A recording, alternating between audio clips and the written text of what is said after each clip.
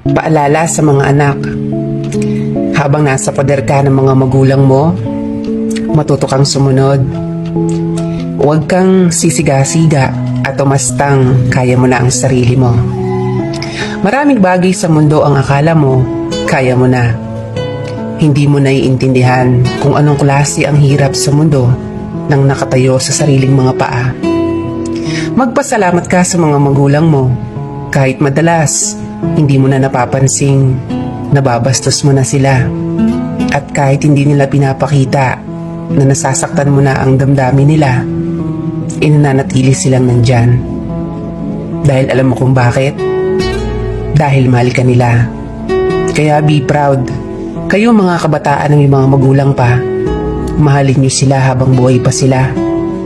Iparamdam nyo sa kanila kung gaano nyo sila kamahal at kung gaano sila kaimportante sa inyo.